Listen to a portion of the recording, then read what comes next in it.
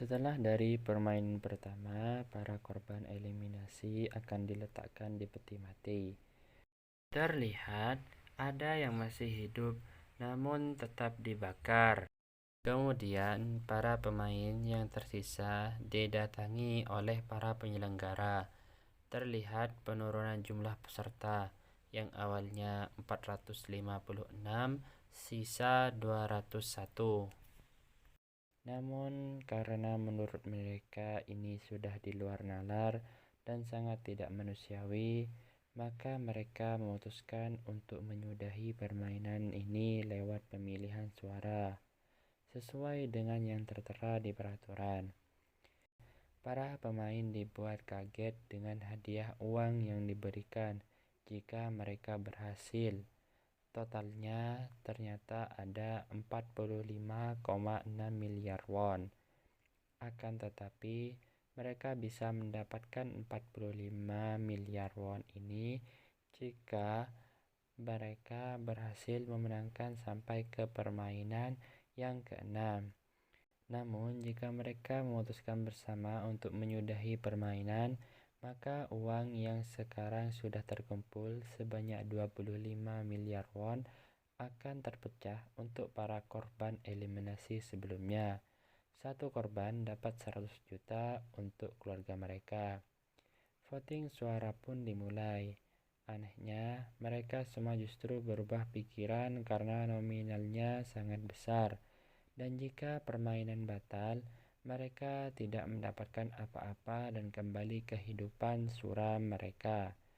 Setidaknya, jika mereka mengikuti permainan ini, mereka mempunyai kesempatan untuk mendapatkan hadiah itu agar bisa melunasi semua hutang yang ada. Tersisalah satu orang penentu untuk dilanjutkan atau tidaknya permainan. Orang itu adalah kakek, dan akhirnya si kakek ini memilih lampu merah yang artinya berhenti. Karena voting menunjukkan penolakan permainan, maka para pemain kembali pulang dan para keluarga korban eliminasi akan mendapat 100 juta won. Singkat cerita, Ji-hoon dan Se-bok diturunkan di tempat yang sama, sedangkan Ali dan Sang-woo diturunkan di tempat yang sama pula. Karena Ali tidak punya uang untuk pulang, dengan baik hati Sang-woo memberikan uang untuk naik bus sampai ke kotanya.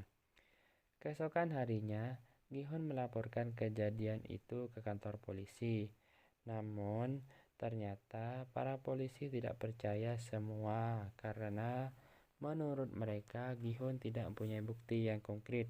Bahkan saat Gi-hoon memberikan kartu nomor perusahaan itu, sang polisi malah salah sambung ke seorang wanita. Namun saat dicoba kembali oleh Gi-hoon, ternyata nomornya tidak aktif atau tidak terdaftar. Di sini juga ada seorang detektif yang bernama Junho, di mana ia merasa tidak asing dengan logo dari kartu nomor yang diberikan oleh Gi-hoon tadi. Setelah dari kantor polisi, Gi-hoon pulang ke rumahnya. Namun ibunya tidak ada di rumahnya, bahkan rumahnya tidak terkunci.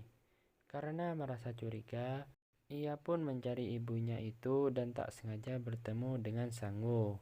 Tak lama kemudian, ia ditelepon oleh pihak rumah sakit kalau ibunya sedang mengidap diabetes yang sangat parah, bahkan kakinya yang bisa diamputasi.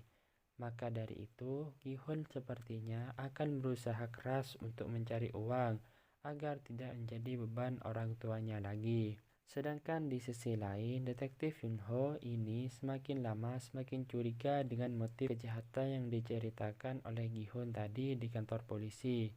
Maka dari itu, ia mengunjungi kamar kos kakaknya dulu yang ternyata kakaknya juga menghilang tanpa jejak. Saat mengecek beberapa barang, Junho menemukan suatu kartu yang sama persis seperti kartu nomor yang diberikan oleh Gi-hoon tadi. Di lain frame, Se-bok menemui adiknya yang dititipkan ke panti asuhan dan berjanji untuk kembali tinggal bersama dengan orang tuanya tahun depan. Kembali pada Junho yang akhirnya meminta alamat si Gi-hoon. untuk diselidiki lebih lanjut. Kemudian kita diperlihatkan Ali yang protes meminta gaji yang tidak turun selama 6 bulan kepada bosnya. Namun karena bosnya sok jago, ia pun terlibat perkelahian dan pada akhirnya tangan si bos ini kegiling mesin. Sedangkan uangnya diambil oleh Ali. Di saat yang bersamaan, Cyborg mendatangi kantor yang telah menipunya dulu dan mengancam jika sampai kantor tersebut mengancari uangnya lagi. Malam harinya, Sangwoo menelpon ibunya untuk memberitahu agar jangan khawatir dengan keadaan Sangwoo. Akan tetapi, setelah menutup telepon, ibunya didatangi 2 orang polisi yang siap menangkap Sangwoo atas semua tindakan kejahatan. Ibunya syok dan tidak bisa berkata apa-apa. Pada tengah malamnya, Sangwoo sedang putus asa. Ia mendapat tawaran kembali dari permainan itu untuk datang ke tempat semula. Ia mengikuti permainan. Di waktu yang bersamaan, Giun yang sudah bingung harus mendapatkan uang bagaimana tanpa sengaja bertemu dengan kakek dan akhirnya bercengkrama panjang sambil minum kecubung. Kemudian kakek bilang kalau dia mau memutuskan untuk kembali ke dalam permainan itu. Berlanjut pada si gangster Doksu yang akhirnya memutuskan untuk kembali dalam permainan. Namun bedanya kali ini ia berniat kembali bukan untuk join ke dalam permainan, melainkan ia akan menyerang balik markas permainan itu dan merampok semua uang yang ada di situ. Akan tetapi temannya itu mengkhianatinya, hingga akhirnya ia berhasil lari dari kepungan itu. Di sisi lain, Gihun datang ke rumah mantan istrinya untuk minjam uang. Namun ia diberikan uang dengan syarat jangan pernah menemui anaknya lagi. Jelas di sini ia tidak terima dan langsung memukul ayah baru anaknya itu. Saat dalam perjalanan pulang, ia ditemui oleh Yunho yang menanyakan perihal permainan berbahaya itu, karena ini berkaitan sekali dengan kakaknya yang menghilang secara tiba-tiba dulu.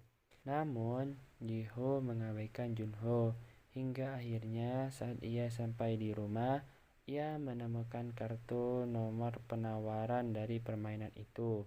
Di waktu yang sama, Gihon, Sangwoo, Cyborg, Ali, Ilnam, dan Doksu dijemput oleh para penyelenggara.